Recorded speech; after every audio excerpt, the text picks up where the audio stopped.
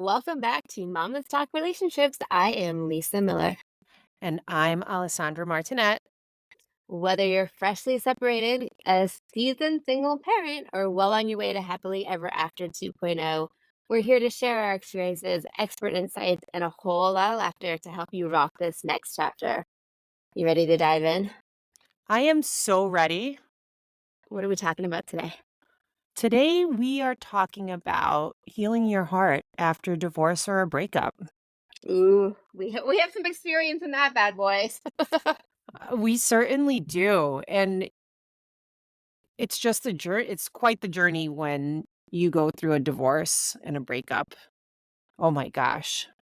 It's like Yeah. when I first found out that I was getting divorced, I would wake up with my heart hurting. Do you know Oh, that feeling? yes. I would wake up and not want to get out of bed. I was like, I didn't wanna, like, face the world. I didn't wanna be a parent. I didn't wanna be a friend. I didn't wanna do anything. I just wanted to, like, lay there, just covers over my head and pretend like this was not my life. Yeah, my heart was sad. Like, I don't know how to explain the feeling, but it was just it was broken. I know what to s I know what a broken heart feels like. Yeah, absolutely. It's soul crushing, like, soul crushing. You're just like, "Wow," like, I remember, like, putting my hand on my heart, just being like, "Please stop hurting." Like, "H how do I get through this in one piece?" Yeah. But let's talk about, like, after the first few days or weeks or months, it doesn't the healing doesn't start immediately because your body is in literally shock. Yeah. So here's what's interesting. Divorce and death are the two most stressful, heartbreaking experiences that any human will go through ever. So, literally, when you are going through a divorce or like a serious heartbreak, it doesn't even necessarily have to be divorce, but like a really major heartbreak, you literally feel like a death is happening. Yes, and that's why you go through the stages of grief. Absolutely. Yeah. So there's the denial. There's all the different, was it 7 different stages, right? Or denial, anger, bargaining. Mhm. What are the other ones? I mean, the last one's acceptance. I'll just get to the end, which is what we all Yes. wanna do. We all wanna just skip over all these parts, but the truth is you have to go through all these parts, and here's the really tricky part about it is you'll think you got through the denial part, and then all of a sudden you're going backwards. And you're They like, go back "Gosh," and like forth. You can go back and yeah. forth between the stages. Yeah, it's not linear. It's a rocky, rocky road. And, I just want to briefly mention, like, last year, Alessandra and I both went through breakup. Not a divorce. We both been divorced a long time, but we went through these pretty big breakups with people that we had been with for a long time, and we went through very different experiences with it. Uh, Completely different. Completely yeah, different. and for a whole lot of different reasons that we can go into in a different podcast, but for me, like, I my heart was destroyed last year, and I clearly remember day in and day out calling Alessandra and being like, this sucks and this hurts, and she kept telling me, you're going to be better off for it, you're going to be okay. And logically my mind knew that, like, I knew that this was the right choice and the right path, and I would be okay. But man, I just wanted to sit in it and be sad. And you know what? You did sit in it for a while. I You did. did. Yeah. I didn't date. I just kind of was by myself. I did a lot of inner work, a lot of inner healing, and I came out of it stronger and better and just like such a happier version of myself. But when you're in it, whoo, that's the that's a bummer. It's like you said, it's soul crushing. And I felt like my head was outside of my body. Like it was surreal. Now, I didn't have that with last summer or last year, but my divorce, it was horrible. But what are things that we do to help us? Because you can't stay stuck in that forever. You have to make the conscious decision to get out of it. You don't Yeah. wanna stay stuck. No, and I think that's what's important is, when you say, like, "How long is it gonna take me to move on?" That's actually, like, putting a lot of pressure on yourself. You gotta just give yourself a lot of grace. We're all and the reason I brought up Alessandra and I's story from last year, like, we both moved through it at a very different rate, and that's Yeah, we did. and that yeah, and that's okay. It's not a competition. It's not like, "Oh my gosh, it's been 6 months, like, why don't I feel good yet? Why don't I feel myself yet?" It's like, "Oh, like, this is what I needed to do to heal my heart, and this is what she needed to do to move on," and we did it very differently. So let's just talk about our own journeys, just our most recent journeys, because those are, like, fresher in our minds. Like, tell me a little bit about, like, your experience. Well, for me, I think it was completely different because I knew it was done well before it even happened. True. Yeah. So I was already in my mind ready to move on. Yeah. Yeah. And And that's what I think is so different. I mean, because I had been in that cycle like we were talking about in our live, that cycle of breakup, get back together, breakup, and I didn't want to do it anymore. And the thing is, I made the conscious decision that I wanted more for myself and I wanted to be at peace. And I knew staying in that situation was not going to give me that. It was such an yeah. empty feeling and I didn't want to be in it anymore. That's it. Yeah. Yeah, it's true. And I mean, I think it was like maybe 2 weeks and you're like, "I'm good." I'm like, "What?" I'm like I'm like, I "Oh know. god." I'm You're like, like, why aren't you "Why?" upset anymore? I'm like, I don't know. I'm like, "Why'd you do that?" It was a trick.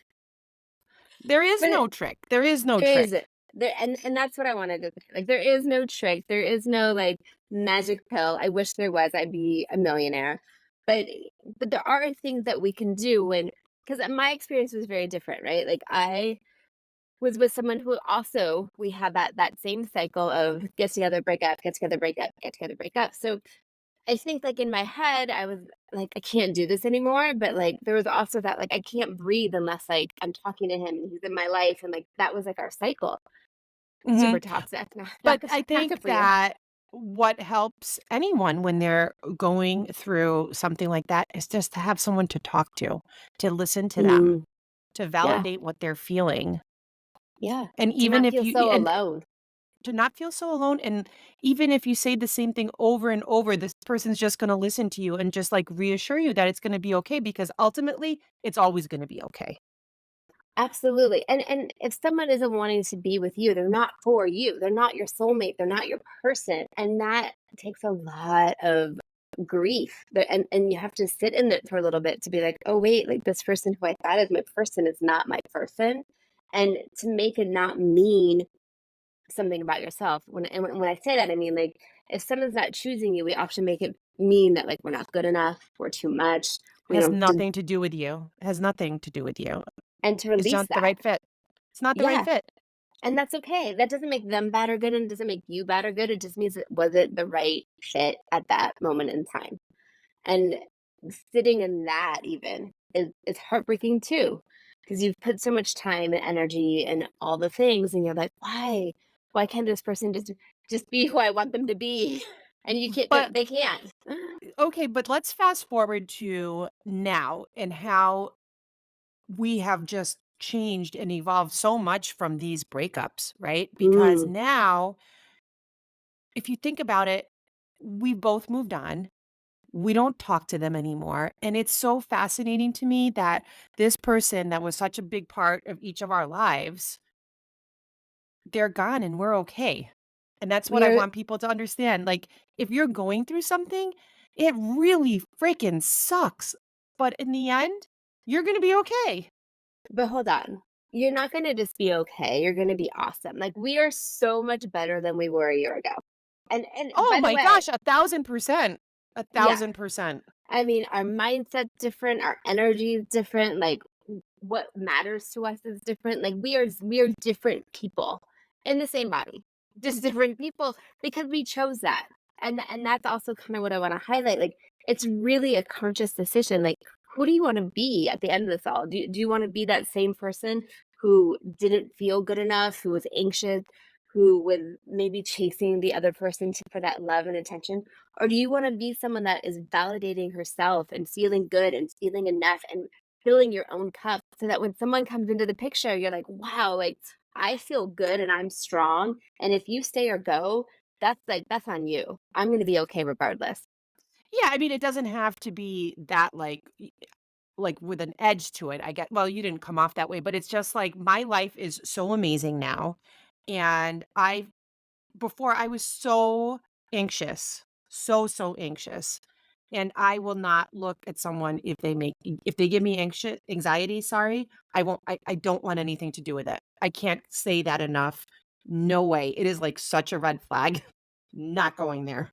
Yeah, and I also think it's who you're with. Like, you we're gonna play off someone else's energy. So if they're, this kind of goes back to our last podcast. If they're super avoidant, we're that anxious part of it still lives inside of us. It's not gone. It's just we've learned to move with that energy so it works with us, not against us. And we're not gonna put ourselves in a situation where we're with someone who brings out the worst in us anymore. Never ever again. Like, I know I can't be with someone that's an avoidant and someone that doesn't communicate well because that just brings out the crazy in me, and I'm never going back there. Yeah. Never. But let's go back to the topic at hand though, just like healing your heart and like feeling good afterwards. So some things that I really want to highlight when you're in the thick of it. I think what's really important to know is that like energy needs to move. So when you're feeling like you don't want to get out of bed, force yourself to like just be outside in the sunlight, getting the vitamin D. For maybe if it's only 5 minutes at that moment of time, give yourself the 5 minutes. Like those types of things, like that energy, that stuck energy needs to come up and out. Oh So my gosh, whether yes. yeah, so Mhm. whether it's like going on a rock, going on a run, if you can, if it's like the middle of dead of winter and it's snowing wherever you are, God bless you. I couldn't do that. Dance around in your house, go on a drive, scream in your car, but like let the energy out. You can journal. Journaling is an amazing way to let energy out. But another thing is like, you're talking about people that can actually get up out of bed. I couldn't even eat when I was Yeah, going through my divorce. yeah, I You get know, that. there's some people that I get so down and depressed, they can't eat, they don't wanna shower, they're just a mess. Like, how do you get out of that? How did I get out of that? I mean, I I had think when amazing you're support system. yeah, I think when you're in that part of the grief, that's when you really need, like, a great support system, but also just outside help. That's when a therapist, a coach is, like, imperative Mhm. to helping Oh you my gosh. move through it. Yeah, I was in therapy twice a week. I Yeah. had, um I had a friend that I would go to their house every single day and just cry. Yeah. Yeah. But I didn't have a choice to just stay under the covers and cry all day. I had 2 kids. They were 7 and 4, I think, and I didn't have a choice. I had to be a mom. They couldn't see me cry. That's the only thing that gave me strength, really. Yeah, and I mean, I don't think it's horrible if your kids see you cry, but I do think it's horrible if they see you not ever getting out of bed. Right? I mean, you're human and you have human emotions and like it's okay for them to see that, but it's also okay. What's amazing is that then watching you move through it and get through it and seeing you being strong and happy. And if you want to collapse time and doing that faster, you need to start getting help. It's your responsibility to heal. It's not your responsibility necessarily what happened to you, but it's your responsibility what you do now. 100% because I had to make the choice that I didn't wanna be like that anymore, that I Right. wanted to get better, that I wanted to be able to move past everything. I had to make that choice. I also had to make the choice to not be bitter and not to be resentful towards my ex-husband. Those are all Yeah. choices that I made that have made my life so much better now. Yeah. And then to get back out there because ultimately you and I both want our person. We both want to be in relationships with like really good, healthy men. And in order to do that, you have to heal yourself first so you don't bring all that shit that happened in your last relationship into your next. Yeah, and I mean, healing, it was I was doing the work, but I just remember one day I woke up and it was, like, 2.5 months in, and I woke up and I'm like my heart doesn't hurt today. Yeah, it's such a good day. Do you know what I mean? And that's how I knew I'm like, okay, things are going to get better. That slowly, little by little, they're going to get better. But I just remember waking up miserable, so Yeah, miserable. but I think, and like, we already kind of said this, but once again, they will always get better. You just have to like move in that direction. Allow yourself the peace that you need and the grace that you need to get to that point, and then like embrace it. Don't Hmm. stay stuck so that you are always hurting, because trust me, there are many people that like are years into it and they're like, why am I still upset? And primarily, that's a choice that they're making at that point, to stay upset. At some point, you have to make the choice, what you just said, to take a different path because you want a different outcome. Yeah, I mean, what's it? absolutely. And I just remember that I work really well with deadlines, and you know this. And I said to Yes. myself on this day when we were moving back to Connecticut, I said, I'm getting on that plane and I am letting go. I am letting Woo! go of this. And I did. Yeah, I love I that. did. I That mean, was you're my good. deadline for that. Yeah, I mean, even just like last year with the breakup, you were just like, I'm done. And you were done. You were like, I'm out. And I'm like, I wow. know. I know. I'm slower. I'm a slower, like, I take my time, I sit in it for a little while, I overanalyze it, I overthink everything, and then I get to a point where I'm just like, "I don't wanna think about it anymore." And, like, and then I shut it off, and I did. And, like, and I can't tell you how good it feels to, like, because again, like, I just went through a very big heartbreak last year, so that feeling's very fresh to me. But Mhm. I can also tell you that, like, I'm in such a better place now, like, I'm happier than I've ever been, and that's Mhm. primarily because I've allowed myself to heal, and I did the work, and I allowed myself to just, like, embrace that part of it and take the lessons from that relationship and be like, "Okay, like, I see where I can have maybe done better, I can see where, like, oh, like, that wasn't really working for me." And I've become such a happier human being because of all that, and so that I'm grateful for it all. I am as well, and you know what? I also in this past year, I allowed myself to do more of the inner work, and I really had to prove to myself that I was gonna be more independent and not needing I'm not someone that's like, "Oh, I don't need a man," but not needing someone to complete me, if that makes sense. And it has just done so I mean, I feel like I've done a 180. That is because I now complete you. I'm just kidding. Yeah, you do. I heart you, Lisa Miller. You complete me. So we don't need a man, we have each other, okay? Got it. But no, Alright. it's true. It's true. I know. I know. All right, Alright. mamas, we're nearing the end of another episode of Mamas Talk Relationships. As always, we want to thank you for joining us on this journey. If you're enjoying the podcast, please consider leaving us a review and subscribing wherever you listen to our podcasts. And don't forget to share your thoughts and experiences in our online community. The link is in the show notes below, as well as our Instagram handles. Lisa, what's your handle? At Lisa Miller, that coach. And mine is at Mama's Guide to Divorce. We'll be back next week with another insightful, informative, and hopefully entertaining episode on navigating dating and relationships after divorce. Bye.